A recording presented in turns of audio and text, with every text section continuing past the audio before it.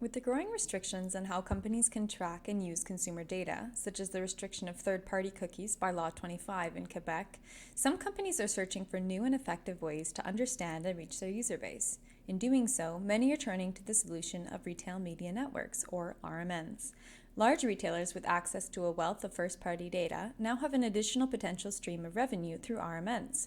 By leveraging their first-party data and their established customer relationships, large retailers have been seizing the opportunity to serve as advertising platforms for those cookieless companies now in search of ways to target their ideal customers. Through promotional ads on the retailer's websites, outside companies can regain some of the targeting power lost in the shift away from third-party cookies. So how do RMNs work in practice? Let's take the example of a grocery store that is operating as an RMN.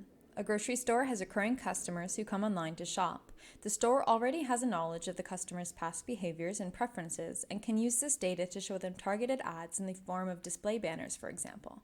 Alternatively, if a customer searches for a specific food or product on the website, certain sponsored brands might appear among the first search results. These banners and sponsored products are the advertising spots that outside companies can utilize to reach a customer base that is already interested in the sort of products that they are trying to sell. This is far from the first time that companies have partnered with retailers to advertise their products. However, instead of targeting all customers with the same advertisement in-store, retail media networks allow advertisers to target interesting customer segments in a personalized way. Some of the well-known RMNs include Amazon, Walmart, Instacart, eBay, and Etsy, but any retailer with an online platform and reliable traffic can take advantage of this advertising boom. One Forbes article by Nikki Baird, published in 2023, stated that the consulting firm McKinsey & Company had forecast that spending on RMNs would increase to $100 billion by 2026. While RMNs are growing in popularity and even piquing interest in a number of new industries, most spending currently comes from the industry of consumer packaged goods, where products are repurchased frequently, things such as food, cleaning supplies, or personal care items. I believe that we're only going to continue to see the growth in the popularity of RMNs in the coming years, especially as new industries test their effectiveness. This said, I believe that one determining factor for the direction of RMN's future will be the success with which they balance personalization with protection of privacy. If not meticulously managed, the current effectiveness of such platforms could be compromised. Two topics I'd like to discuss further are personalization and the future of small businesses in the context of RMNs. By now, most users are aware to a certain degree of the exchange required for personalization. For the price tag of personal information, a company can offer tailored experiences for users, suggesting products and services that align with their preferences, as well as making the user experience easier and more streamlined in the process.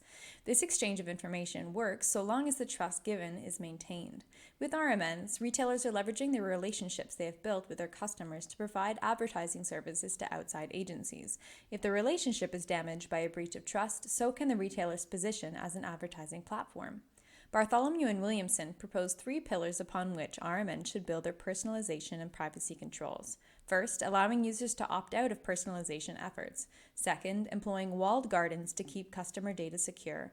And third, enhancing the customer experience through the targeting efforts. So where do small businesses stand in the world of RMNs?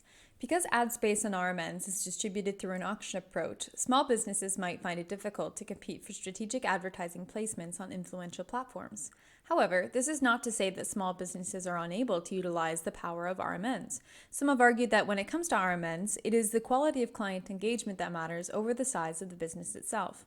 In 2022, one Forbes article by Vlad Gosman, entitled The Slow Death of Third-Party Cookies, also suggested that the collection of zero-party data, that is, data that has been shared directly with the business by users with their consent and for the purposes of personalization, is yet another way that small businesses can continue to thrive despite the loss of their previous data channels.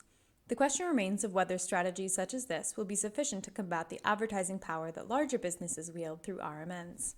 RMNs remain, for the time being, a hot topic in the world of advertising, especially in the wake of third-party cookie restrictions. RMNs can leverage their first-party data and customer relationships to benefit advertisers, all while providing an efficient and personalized online experience for their users. In the years to come, maintaining their customer relationships through good data security practices, as well as an adaptable approach to personalization, will be key for the continued success as more industries direct their funding into advertising on such platforms. So, if retail media networks are indeed the next big thing, the question that always remains when it comes to the online landscape is, what's next?